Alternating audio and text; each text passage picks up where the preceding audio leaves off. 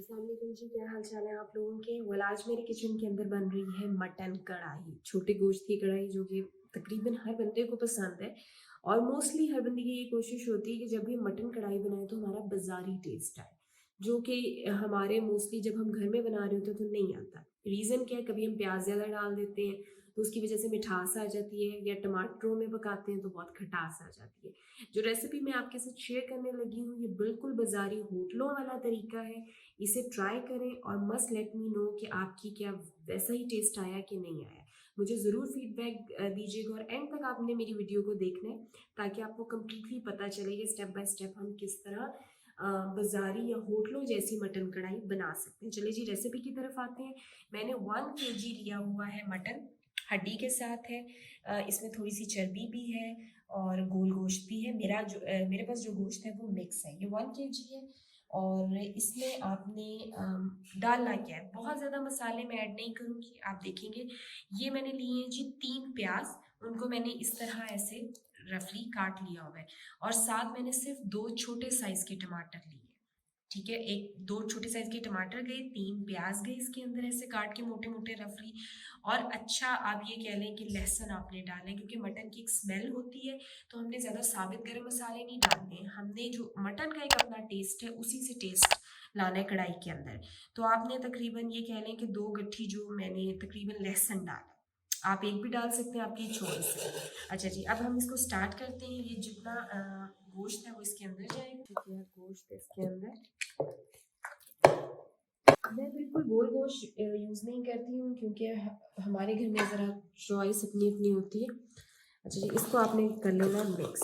ये मैं मिक्स करके आपको दिखा रही हूँ, आपको अंदाज़ा हो जाएगा जी कितना प्याज है, क्योंकि मोस्टली हमारी जो कढ़ाई होती है ना, उसमें प्याज का बड़ा अमल दखल होता है। आपका थोड़ा सा प्याज ज़्यादा नहीं गया तो आपकी कढ़ाई मिठास की तरफ चली जाती है। और मसाला आपका बिल्कुल बैलेंस होना चाहिए। देखिए, बहुत गाढ़ा भी नहीं होना चाहिए और बहुत कम भी नहीं होना चाहिए। तो आपने 3 मीडियम साइज़ के बस प्याज डालने हैं और 2 डाले हैं टमाटर। उसके बाद मैंने ये दही रखा हुआ है, जो कि मैं व्हाइल कुकिंग, जब मैं पका रही होंगी तब इसको यूज़ करूँगी दही को। अब मैं इसमें कोई साबित गरम मसाला ऐड नहीं कर रही। मैंने लहसुन अच्छा डाला हुआ है। अब इसके अंदर क्या जाएगा, इसके अंदर जाएगा 1 टीस्पून आपका भर के लाल मिर्च का।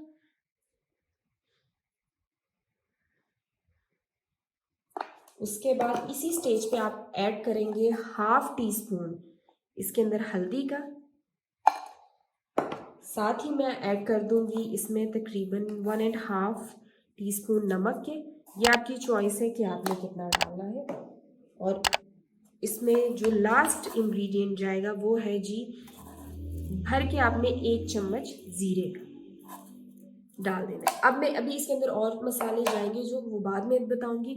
इसको आपने फटाफट करना है इस तरह मिक्स।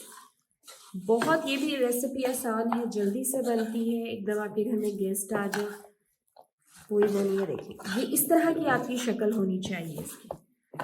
ये मैंने इस तरह से मिक्स कर दिया। आपको ना अंदर बहुत ज़्यादा प्याज नज़र आ रहा है ना टमाटर नज़र आ रहे हैं।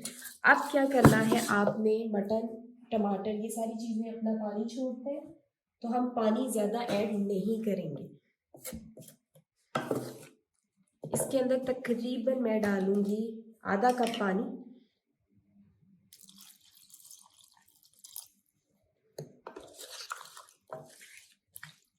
चलिए, मैं अपनी रेसिपी को इसको स्टार्ट करते हैं जी। तो ये अब हमने इसको चूल्हे के ऊपर रख दिया है।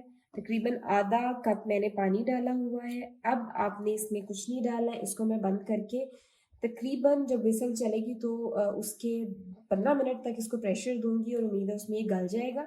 तो फिर हम इसको अभी प्रेशर देते हैं, उसके बाद दिखाते करते हैं जी बंद। जी, तो हमारे 15 मिनट मुकम्मल हो चुके हैं। अब हम इसको खोल के चेक करते हैं। अच्छा जी, गोश्त गल चुका है और इसका इस तरह का टेक्सचर होगा। अब आपने क्या करना है, स्टेज पे आपको अब हमारी कढ़ाई का जो है जी, आपने गोश्त गला लिया। अब आपने तेज़ आंच के ऊपर इसके पानी को खुश्क करना है। साथ साथ हम इसकी भुनाई करेंगे और इसमें जो जो चीज़ें ऐड करनी है वो करेंगे। और ये जो भी चीज़ें आपको ये साबित नज़र आ रही है ना, टमाटर या लहसुन वगैरह, ये भी आपको कुछ भी नज़र नहीं आएगा, क्योंकि भुनाई के साथ ये सब कुछ बिल्कुल ख़त्म हो जाएगा। तो अब मैं इसकी तेज़ आंच पे 5 से 6 मिनट भुनाई करके इसका पानी खुश्क करूँगी। अच्छा जी, इसका पानी खुश्क हो चुका है। अब देखें जो चीज़ें साबित थी वो भुनाई में कहीं पे भी नज़र नहीं आ रही, और अच्छे से कढ़ाई को मैंने गोश्त को भून लिया। अब इसके अंदर आपने डाले हैं 2 से 3 चम्मच फेंटा हुआ दही। 1, 2 और ये गए 3 चम्मच इसके अंदर दही। और आंच आपकी जो आग होनी चाहिए वो तेज़ होनी चाहिए। अब जितना भी हम इसको डन करेंगे वो तेज़ आंच के ऊपर ही करेंगे। क्या जी, 2 से 3 मिनट मज़ीद इसको भूनेंगे और इसमें फिर बाकी चीज़ें ऐड करेंगे। अब हम डालेंगे इसके अंदर ये लंबा लंबा जो अदरक हमने काट के रखा हुआ है, ये आधा मैं भी डाल रही हूँ। और अभी मैंने ऑयल नहीं डाला, आपने ऐसे पहले इस पर अदरक डालना, उसके बाद मोटी मोटी हरी मिर्चें डाल देनी, इसमें ऐड करेंगे ऑयल। ऑयल थोड़ा सा कढ़ाई में देखिए ज़्यादा जाता है तो ये आपकी चॉइस है, मैं तो तकरीबन हाफ कप ऑयल इसके अंदर ऐड करूँगी। और इसको हमने तेज़ आंच पे मज़ीद भूनना है। अब अदरक मिर्चें ऑयल के साथ हम इसकी थोड़ी सी करेंगे भुनाई।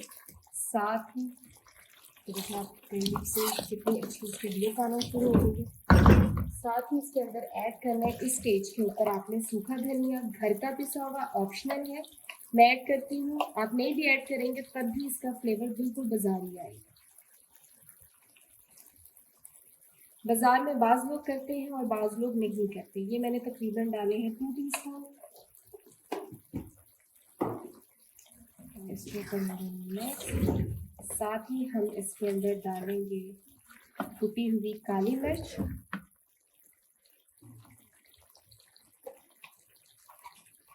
ये इस तरह आपकी मोटी मोटी काली मिर्च होनी चाहिए। और हो जाएगी तकरीबन 1 टीस्पून।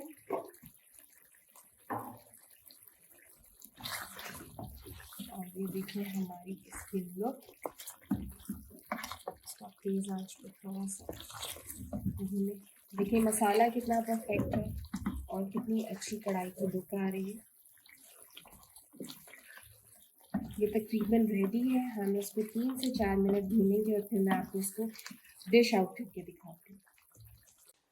जी, तो मैंने कढ़ाई को डिश आउट कर लिया और ये रेडी है और माशाल्लाह बहुत टेस्टी बनी है। आप इसको बाज़ारी कढ़ाई कहें या क्या कहते हैं जी, लाहौरी कढ़ाई, मतलब जैसे हम होटल्स वाली या रेस्टोरेंट्स में खाते हैं तो बिल्कुल इसका वैसे ही टेस्ट होगा। तो आप इसको ज़रूर ट्राई करें इंशाल्लाह, और मुझे फ़ीडबैक दें कि आपको ये कैसी रेसिपी लगी ना। हमें अपनी दुआ में याद रखिएगा।